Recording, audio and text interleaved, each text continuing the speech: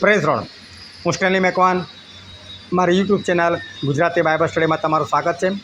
મારી ચેનલને આજે અત્યારે આગળ તમે સબસ્ક્રાઈબ કરી લો અને ઈશ્વરના જ્ઞાનમાં તમે વધતા જાઓ।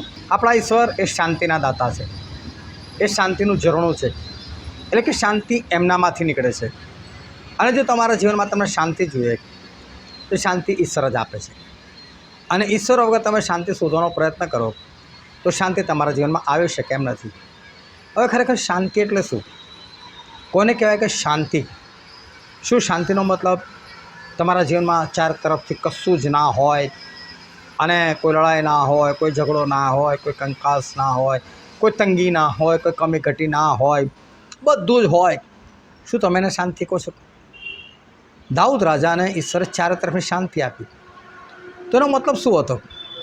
જ્યારે બાઇબલમાં એવું લખવામાં આવ્યું કે ઈશ્વરે દાઉદને ચારે તરફ શાંતિ આપી, ત્યારે પણ દાઉદની સેના એ બહાર યુદ્ધ કરવા માટે તો ગયેલી જ હતી। એનો મતલબ યુદ્ધ તો હતું, તો રાજાના માથે ટેન્શન તો હોય ને કે મારી સેના લડવા માટે ગઈ છે, શું થશે, જીતીને આવશે, હારીને આવશે, એ બધું તો હોય ટેન્શન। શું એ શાંતિ કાંઈ? પણ ત્યાં જ લખેલું છે કે દાઉદને ઈશ્વરે ચારે તરફની શાંતિ આપી। તો ખરેખર શાંતિ એટલે શું એ જાણવા માટે આ વિડીયોને તમે આખો જુઓ।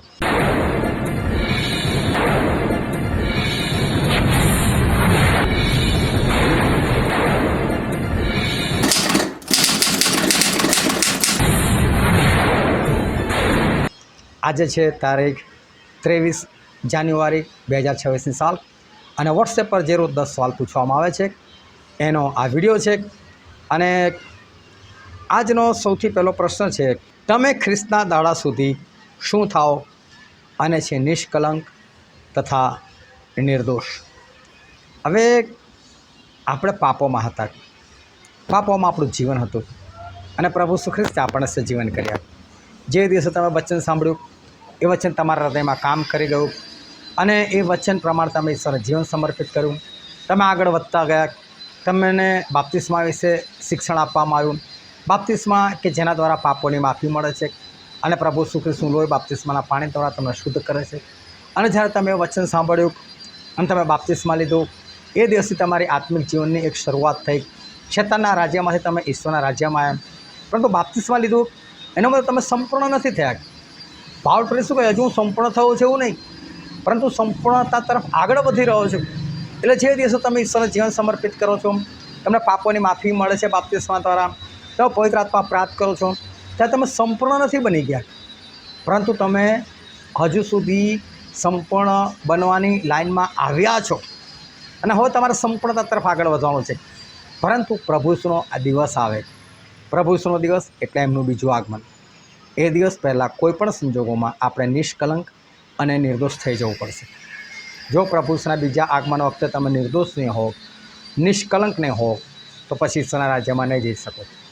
અને માટે આ પ્રક્રિયાને ઉતાવળથી કામ કરવા દો, ઉતાવળથી કરો આ કામ, કે જેથી કરીને પ્રભુ ઈસુનું બીજું આગમન થાય એની પહેલાં તમે નિષ્કલંક અને નિર્દોષ બની જાઓ। પછીનો બીજો પ્રશ્ન છે, દરેકે નમ્ર ભાવથી પોતાના કરતાં બીજાઓને શું ગણવા? અને છે ઉત્તમ। હંમેશા બીજાનું ઉત્તમ ગણો, એ છે કે નહીં એ પછીની વાત છે। તમે કદાચ સ્કૂલમાં ભણો છો, તમારા કદાચ 100માંથી 80% આવ્યા, બીજો કોઈ આવે છે એના 60% આવ્યા છે, તમે એને ઉતરતો ના ગણો, તમે તમારી ચડિયાતો ગણો, તમારાથી ઉત્તમ ગણો। બની શકે એની પાસે બીજું કશું હોય। અને આવું કરવાનું કારણ શું?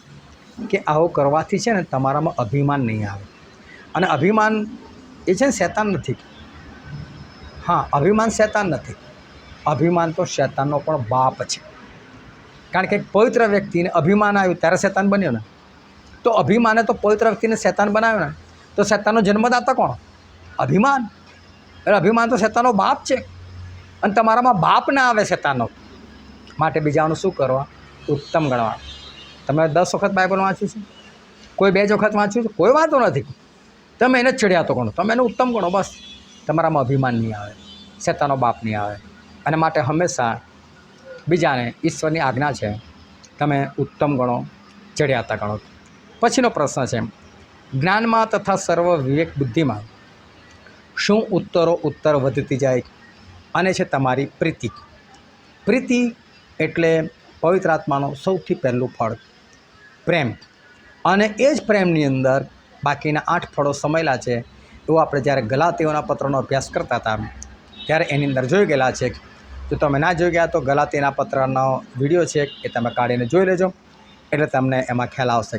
તો આ જે પ્રેમ છે ને એ પ્રેમમાં વધારો થતો જોવો જોઈએ, એટલે કે પવિત્ર આત્મામાં વધારો થતો જોવો જોઈએ. જે જગ્યા પર તમે અટકેલા છો ત્યાં અટકેલા નહીં રહેવું જોઈએ.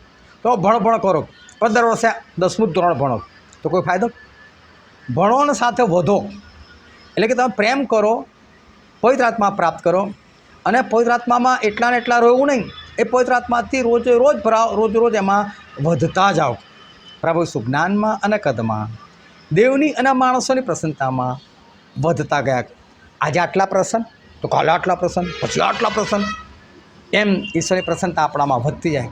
એટલે કે ઈશ્વરની પ્રીતિ આપણામાં વધતી જાય એવી રીતે આપણે જીવન જીવવાનું છે, વધતું જવાનું છે આપણે. પછીનો પ્રશ્ન છે, તમે એક જ મનના થાઓ, એક સરખો પ્રેમ રાખો, એક જીવના તથા શું થાઓ, અને જે એક દિલના. તમે એકતામાં રહો એવું પ્રભુ કહેવા માગે છે. આજે જો પૃથ્વી પર ખ્રિસ્તી લોકો જ એક નથી, કેટલી બધી સતાવણી છે, પણ જો ખ્રિસ્તી લોકો એક થઈ શકતા હોય તો નથી થતા. હું મેથોડિસ્ટ, હું CNI, હું રોમન કેથલિક, હું પેન્ટિકોસ્ટલ, હું સાલેસન આર્મી, હું બ્રધરન, હું ફલાણો, હું ઠીકણો. ખરેખર આ બધું પડતું મૂકવાની જરૂર છે અત્યારે. આ બધી વસ્તુ ખોટી છે, આમાંની કોઈ પણ ઈશ્વરે નથી બનાવી. પણ આપણે બધા એક મનના થઈએ, એક ચિત્તના થઈએ, આપણે એક બનીએ એ જરૂરી છે. પછીનો પ્રશ્ન છે, ભય તથા કંપારી સહિત શું સાધી લેવાને યત્ન કરો. આની ગાડી ખરો શબ્દ છે સાધી લેવાને. પેલો શાઉલ રાજા એક સ્ત્રી પાસે જાય જે મેલી વિદ્યા કરનાર હતી, અને એને શું કહે છે કે તારા સાધેલા ભૂતની મદદથી. સાધેલું ભૂત એટલે કે એના પાછળ કોઈક મહેનત કરીને એને પોતાનું કરી લીધેલું છે, એને પોતાનું બનાવી લીધેલું છે. અને બાઇબલમાં ખરેખર શબ્દ હતો સાધુ, એટલે કે ભય તથા કંપારી છે શું સાધી લેવાને યત્ન કરો. અને હતું તમારું તારણ, એટલે કે તમારું તારણ છે સાધી લો કે છે. તમે મહેનત કરો, કંઈ પણ કરો, પણ તમારું તારણ મેળવી લો. પણ મેં છે સાની ઉપર એક અનુસ્વાર લગાવી દીધું, આખો અર્થ જ બદલાઈ ગયો. સાધુ એટલે કે જોડવું, પેલા ગમ કે ફેકોથી એકબીજાને જોડે ને, એટલે મેં સાધી લેવાનું કહ્યું. એટલે આનો આખો જવાબ બદલાઈ ગયો, અને જવાબ આવે કશું નહીં. પરંતુ મોટાભાગના લોકો આ બાબતમાં નિષ્ફળ ગયા. અમુક જ લોકો આ સાધી અને સાધી શબ્દ સમજી શક્યા. અને આ જ મારી ઈચ્છા છે. જો કે ઘણો બધો ફરક પડી ગયો છે બધામાં, અને લોકો બહુ સારી રીતે વાંચતા થઈ ગયા છે. પણ છતાં આજે ઘણા બધા લોકો આ એક પ્રશ્નની અંદર એ નિષ્ફળ ગયા, અને એ લોકોએ લખી નાખ્યું તમારું તારણ. એટલે યોગ્ય રીતે તમે વાંચતા શીખો, અને પ્રભુના આવતા પહેલાં તારણને ખરેખર સાધી લો. પછીનો પ્રશ્ન છે, આપણે કોના આત્માથી સેવા કરનારા ખરા સુન્નતિ છીએ. સુન્નત એટલે છે ને એક વધારાની ચામડી જે કાઢીને ફેંકી દેવાની હોય છે. પરંતુ આ વધારાની ચામડી એ ખાલી એક સિમ્બોલ હતો. ખરેખર પ્રભુ એવું કહેવા માગતા હતા, તમારા કાનોની સુન્નત કરો, તમારા હૃદયની સુન્નત કરો, તમારા મન એટલે આત્માની સુન્નત કરો. કાનની સુન્નત, કાનમાંથી શું કાપીને ફેંકી દેવાનું? કશું નહીં. મતલબ પ્રભુનો કહેવાનો મતલબ એવો હતો, કાનમાં જે વધારાનું જાય છે ને, લોકો અહીં ચુગલી કરે તમારી અંદર ઘૂસી જાય, નિંદા કરે તમારી અંદર ઘૂસી જાય, એ બધું કાઢીને ફેંકી દેવાનું. મન તમારું સાફ હોવું જોઈએ. મનને જે બગાડવા માટે આવે એ વાતો લઈને એ વાતોને કાઢીને ફેંકી દો. આત્માને જે ખરાબ કરવા માટે આવે એવી વાતો કાઢીને ફેંકી દો. પ્રભુ ખરેખર એ કહેવા માગતા હતા. પરંતુ ઇઝરાયેલો જે ખરા સુન્નતિ એટલે જે ચામડીની સુન્નત કરાવનારો, અને કોઈ પેલા 2 સુન્નત જોયો એટલે તિરસ્કાર કરે, આ તો 2 સુન્નત છે. શાઉલ મેલી વિદ્યા કરનાર સ્ત્રી પાસે જાય, પણ કહે છે પલિસ્તીઓના હાથે, એટલે કે આ 2 સુન્નત છે ને લોકોના હાથે નથી મરવું. સુન્નતિ ભલે મને માના ગયા, અલા તું આમે હવે નરકમાં જ જવાનું છું, મર ભાઈ, જેના બી હાથે તું પોતે મરીશ કે તને કોઈ સુન્નતિ મારશે કે 2 સુન્નતિ મારશે, શું ફાયદો છે? કશો ફાયદો નથી. પણ આ લોકોને એક અભિમાન હતું, અમે ખરા સુન્નતિ. તો પાવલ પ્રેસ શું કહે છે કે અમે દેવના આત્માથી સેવા કરનારા ખરા સુન્નતિ. એટલે ખરો સુન્નતિ કોણ છે? જે પવિત્ર આત્માથી ચાલે છે. અને માટે તમે પવિત્ર આત્માથી ચાલીને ખરા સુન્નતિ બનો.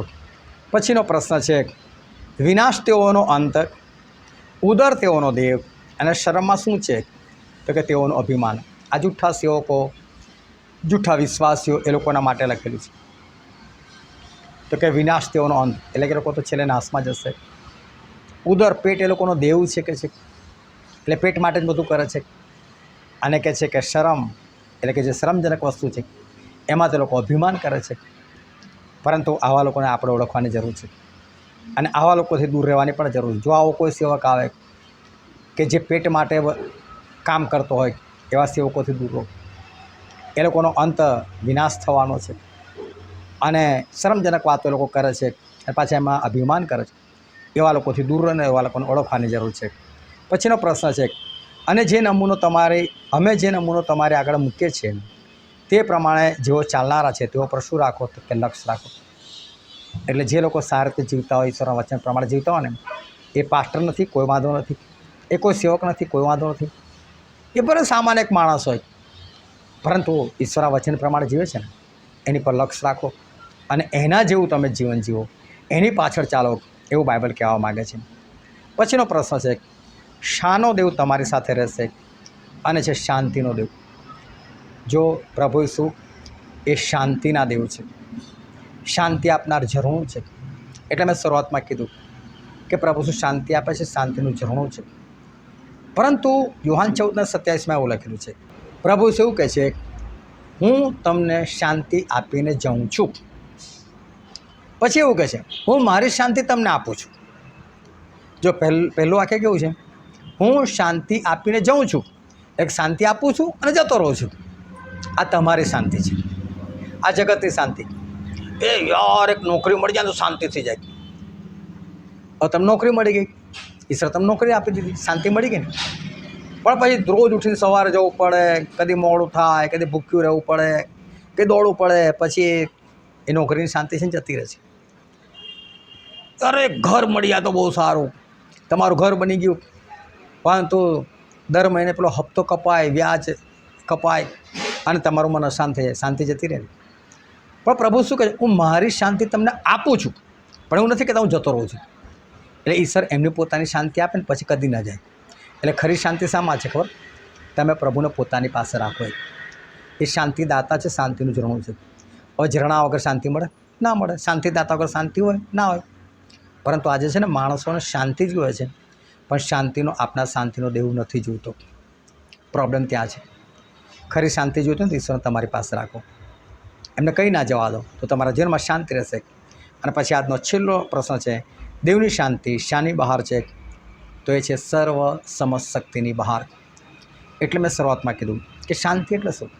દાઉદ રાજાને ઈશ્વર ચારે તરફની શાંતિ આપી, પણ તે છતાં યુદ્ધ તો ચાલતું હતું. તો પછી દાઉદને શાંતિ મળ્યું કઈ રીતે કહેવાય? ભલે યુદ્ધ ચાલતું હતું, પરંતુ દાઉદ પોતાના ઘરમાં શાંતિથી સૂઈ રહેલા ને, કોઈ ટેન્શન નહોતું. કેમ? મારા દેવ મારી સાથે છે, મારી સેના લડીને જ આવશે. ચારે બાજુ ભયંકર ઘમાસાણ યુદ્ધ હોય, આંધી તોફાન ચાલતો હોય, ધરતીકંપ ચાલતો હોય, પણ છતાં તમે શાંતિથી, મને કશું ના થાય, મારા દેવ મારી સાથે છે, એને શાંતિ કહેવાય.